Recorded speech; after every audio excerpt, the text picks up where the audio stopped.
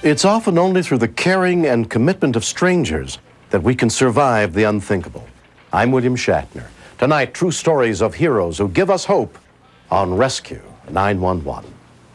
We begin on Sunday, December 15th, 1991, in the small town of Vista, California, where Richard Hageman was at home in his apartment looking after his two young daughters.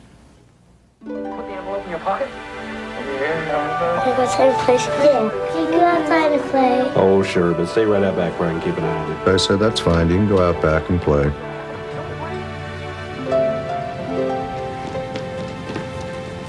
I thought nothing of it. I usually check on the children every 5-10 minutes.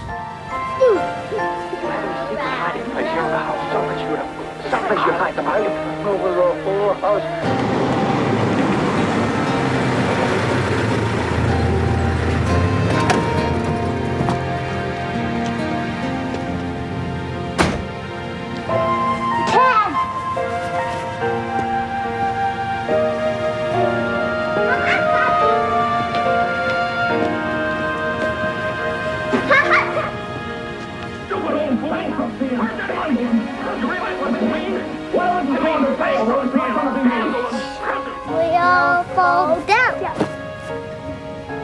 Hey, girls. What? Come here, girls. Come on. One of us is going to jail. One's not going to be me. What you doing? Playing. Playing, huh? You having fun? Yeah. You're not going to believe this, but you know what I found? All this money. Look at all that money. You know what? There's 10 times as much as this back here, but I'm having trouble counting it. Do you want to come back here and help me? Yeah. Oh, I was hoping. This man, he was looking for money by our house. Look at all this money I found. He showed money to Shannon, my sister. Over here. I found some along the fence. Let's take a look. Look at all that money right there.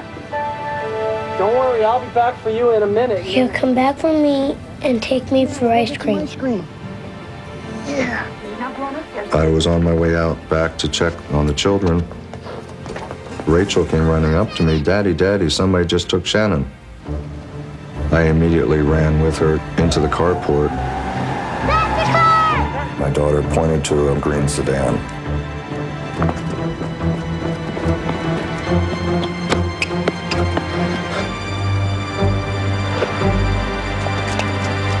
When we continue, I was scared to death. I've been reading in the paper about all the different kidnappings in the area, and they have never found one of the victims alive.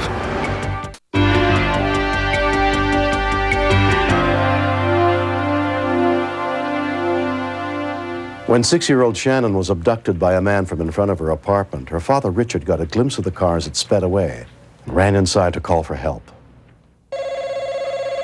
Sure, 911 emergency. Yes, my daughter just got kidnapped at my apartment complex. Okay, did you see who took her? It was a little green lowrider. Which way did they go? I ran out the front. I was scared to death. I've been reading in the paper recently about all the different kidnappings in the area, and they have never found one of the victims alive. And the people that were in the car? My other daughter said it was a guy. It was a white, black, Mexican what? It was a white male with something in his hair, she said. Wait a second, I'm going to get the thing started. How old's your daughter? 6 years old. Don Bronson had only been a San Diego County Sheriff's dispatcher for a year. Okay. Whenever you get a call like this, you want to get the initial information to the radio, because the thing you would see would be the car first. 31 Paul 2, a unit to cover, possible 2. The report of the abduction was relayed to units throughout the area. I need a little description of what your daughter was wearing, okay? A sweater top with a hood, white with brown trim on it. I was very fearful for her life, so I tried to keep as calm as I could and be as accurate as I could. No description on the guy other than he had a thing in his hair? That's all my daughter said. I was just walking out to check, and she said they just took her and offered her ice cream. Could you ask, how old's your the other daughter? She just turned 5. Oh, boy. Since we have any more questions, we'll be calling you back at this number. All right, okay? thank you. All right, sir. Bye. I wanted Shannon back because I missed her. What was the last direction of travel? Towards Palomar NFD from Bonaire Road. One of the detectives assigned to the case was Ed Pollock. They put out a Code 5, which is a call to all the units to start stakeouts surrounding the crime scene. In this case, they're looking for that lime green car. Also among those searching for the missing girl was Deputy Nelson Prosper. When the supervisor said to take up a Code 5 position, each unit made up their own mind on where they want to go. I tried to put myself into his shoes. If I wanted to get away, which way would I go? So I said, I'm going to take the Bonsall Bridge, hoping that this guy would take her to a rural area where no one's around. What's your daughter's name? Shannon. Words really can't describe the feeling you have when you lose someone. It was a white top. This was extremely difficult for me because I have lost a son before. My house burned down in Pennsylvania and my son died. And I thought I was losing a second. I was losing a daughter. I've got Escondido and Barbara units staging on freeways. Vehicle was last seen actually on Bonaire and possibly en route to Palomar.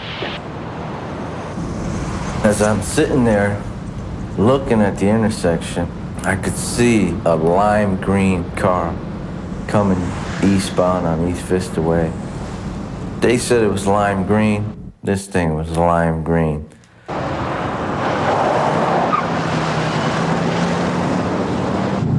My blood is pumping, the adrenaline is pumping. I'm thinking, this has gotta be it.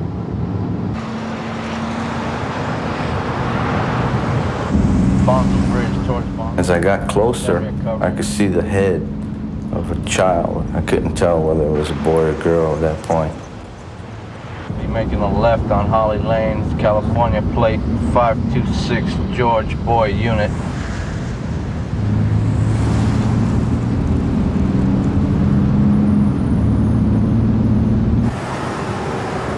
Guys like this, you don't know what they're capable of. That includes killing the cop, killing the kid, whatever it takes to get away.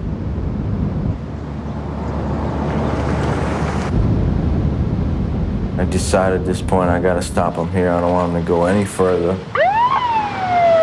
B141, I have a possible suspect vehicle stopped. 4000 block of Cary Lane past the Bonsall Bridge. Is there a name on the victim? Affirmative. Shannon. 10-4. Send me some cover.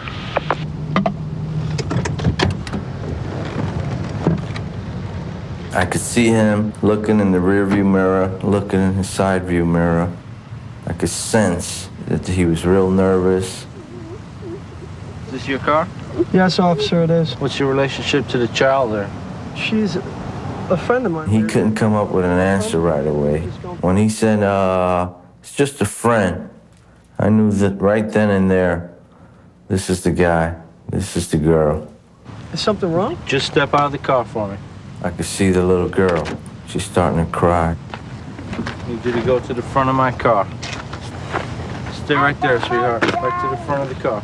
If this guy wants to not go along with the program, I'm gonna be in here for a good long fight, because he's a big boy. All the way down. There you go. Keep your hands right there. Till I get him handcuffed and in the back seat of my car, then I kind of feel a sigh of relief.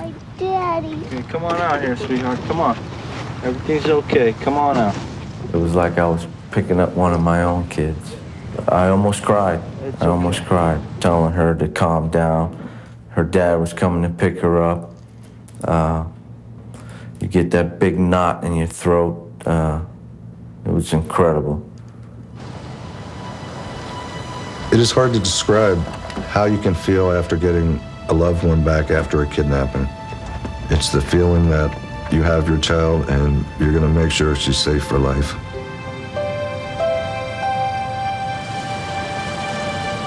The suspect subsequently pleaded guilty to child molestation and was sentenced to 17 years in prison. In the 10 months since the incident, the whole family has been doing all they can to deal with the painful memories of that day. It basically has devastated the whole entire family. Shannon, Rachel, and Rich are all receiving therapy. Doesn't matter where you live or how many times you tell your child over and over again you don't talk to strangers. They're still children, and they're still susceptible to anything. I work for San Diego County Sheriff's Department. Is anyone... To help educate children, the Sheriff's Department offers a special class for area schools, hosted in part by McGruff the Crime Dog. That's right. When you are in trouble, you scream, you yell, you run, you get help. We encourage kids, we don't want to fill them with paranoia of strangers, because certainly not every person walking down the street is out to do them harm. A lot of adults can trick people into doing things they don't really mean to do. But if you're scared or you feel something wrong, run and tell a trusted adult. If the stranger wants you to go with him, don't go.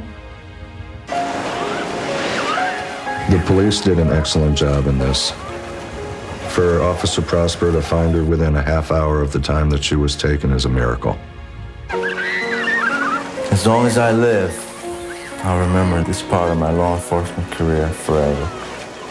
One of the greatest feelings, being a cop and doing something good for a kid. That's what it's all about.